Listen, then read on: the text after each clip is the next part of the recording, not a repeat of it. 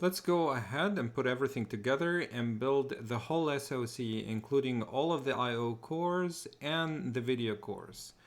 So the system I've been showing you so far is this one, and now we move ahead into Vivado to show you how everything is put together. So I went ahead and I actually did that. It's a pretty straightforward procedure. What I did is I imported all the Verilog. For example, I imported the header file, the one that actually has all the mapping with all the I/O cores and the video cores. So actually, if you double click on that one, you'll see these particular cores in here. Actually, we have the I/O cores and we already have the video cores right here. So these video cores are what you see displayed in here as well. Okay. So that's here. So let's take a look at the sources again. Okay. So the other thing that I've done is I basically imported all the HDL code, and I actually created the clocking management, or the clock management circuit here. Go to that video to see how I actually created the IP. I used the IP catalog to generate that, and I also used the IP catalog to generate the CPU, which is the Microblaze microcontroller system. This is just the bridge that we've been utilizing all along. This is the MMIO along with all the cores. This is basically coming exactly the same that we did with the sampler Pro system. It has the UART, the general purpose input, the x80C, all of them actually. And it also has a couple here which actually generate the sound. Next, what I did is I went ahead and when I actually imported all the HDL, I basically constructed the whole video system here. So let's talk briefly about what's included in here. So what's included is the following. I have the video system here. It's actually the whole system here. That's basically the top file for the video system. I have a frame counter. Actually, that's the global frame counter, the one that you see in here. Okay. And that's different than the frame counter inside that Vga Synchronization Circuit in here. So if you actually go in there, you'll see that there's actually another frame counter in here. This is the global one, and this is basically the frame counter inside the synchronization circuit. So there's the same exact code, the frame counter, but basically we're creating two different instances of them. The rest of it is actually a control unit here, which is basically the video controller, which is this guy right here. That's just the video controller. And then I have the frame buffer, which is this one in here. And then I have all basically 8 normal video cores. So the 8 actually includes the last one, which is the number 0. It's actually the Vga synchronization circuit. So it has at V7 in here, like you see, it's actually the one that generates the colored bar. And then here, the one that actually converts that into grayscale. It also actually converts, like if you don't want that test pattern and you did put something in the frame buffer, it also can actually convert it to grayscale. And then we have a couple of dummy ones that basically are empty, the one that basically the same pixel goes in, the same pixel goes out. And then I have these, which are the ghost. It's actually, these we're going to cover later when we talk about sprites. It actually can, the ghost is just basically a character where you're going to see it brief, like shortly and when we test the whole system. It just basically shows me a character, a video game character basically. It's Ghost from Pac-Man. The OSD is on-screen display. It actually helps me display certain characters, or if I want to write characters on the screen. The mouse here helps me generate a mouse pointer on the screen and move it along. And then I have the Vga synchronization, which we have seen. It contains a line buffer, and that line buffer is not generated using the IP catalog. It's generated using the template with a couple of files and a couple of wrapping files, and then the synchronization. Another thing that you need to do is actually you need to import a few text files that are here. The text files are actually, the font is necessary for the OSD, which is the on-screen display. This actually contains the how the character actually looks like, the A, the capital A, small a, and so forth, and lowercase a.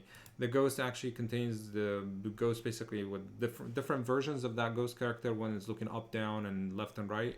The mouse pointer, how does the mouse pointer looks like. The sign table is actually for the MMI controller for these 2 sound signals in here. But anyway, import that. It's actually important. And do not forget to import the constraint file as well before you actually generate the bitstream. So once you have all of this, you basically click generate bitstream and you see the whole system basically getting generated, and then you export it. You export it in here using the hardware, and you make sure you include the bitstream so that we can go to Vitis and import like certain drivers. But before I actually jump into the software side, I just want to basically talk a little bit about this particular system, which is basically the video, like the top file for the video system. It's really straightforward. It actually just basically takes all of these here and connect them together. So let's take a brief look at it. It looks like it's long, but it really, again, it just basically takes one core. It takes the input from the output of one core as the input for the next core, and then take that output and connect it to the input and so forth.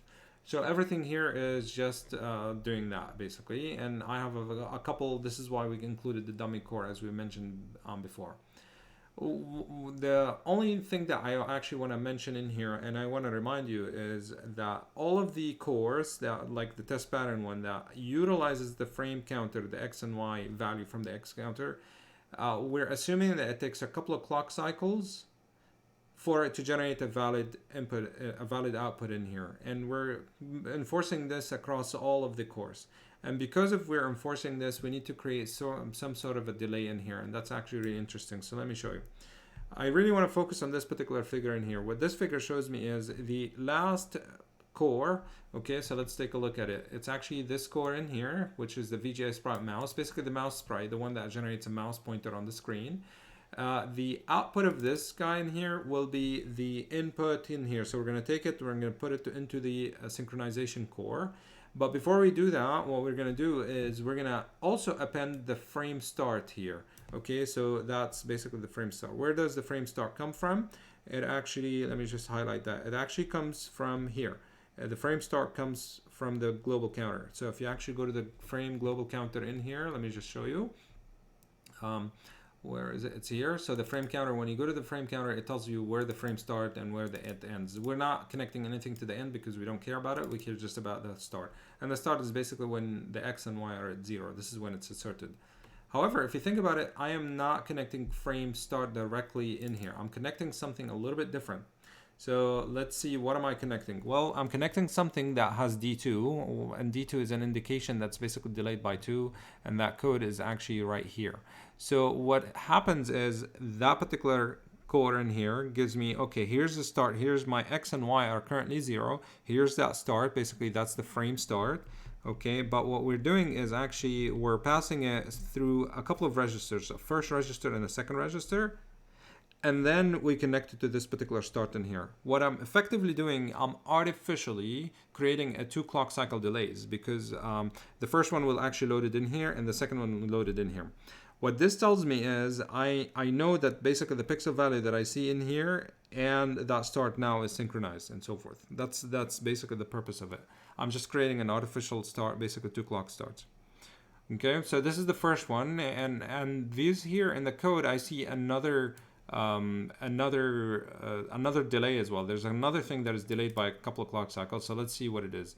Well, the increment, which is connected in here to the frame counter. So the frame counter also has an increment signal. Okay, so it has an input which is increment, which enables it at that specific frequency. So where am I getting that signal from? As it turns out, I'm getting it from the Vga Synchronization Circuit, and specifically I'm taking it from the SI ready.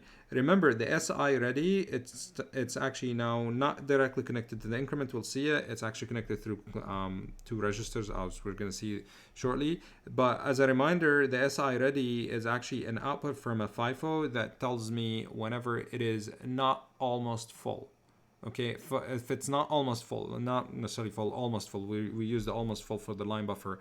So when it's not almost full, that means it can accept new data. So what we're going to do is we're going to go in here, but instead of just incrementing it, we're just going to basically create a couple of clock cycle delays. Okay, so actually, wait a minute. I think we're connecting it directly with no delays in here. So we don't need a delay. We just basically, we're going to increment it as long as I can accept it. But what we're creating the delay for is the following. I'm going to take this particular signal. Okay, I'm going to delay it a couple of times and I'll make it ready in here. So look what we're doing. What we're doing is now is actually some sort of a loop, okay, in here. So I have a loop that is actually going in here. So I'm asserting the X and Y, and then I'm going to delay it by a couple of signals, and then I'm going to do the valid. I'm just basically artificially creating that delay for the line buffer. And all of this is just so that we can comply with the fact that whenever any of these pixel generation circuit that utilizes X and Y will take a couple of cycles. So it'll take an X and Y, and then it takes 2 cycles to generate a valid pixel. And after 2 cycles, I'm basically delaying the valid. Basically, I'm delaying it for 2 clock cycles. I'm also delaying the frame start by 2 cycles. So everything is delayed by 2 clock cycles. So I'm taking a look at it again. I'm basically delaying whatever the frame start is, and I'm delaying the valid that's what's interesting about this code. Read it on your own to see it, but this is basically what's happening.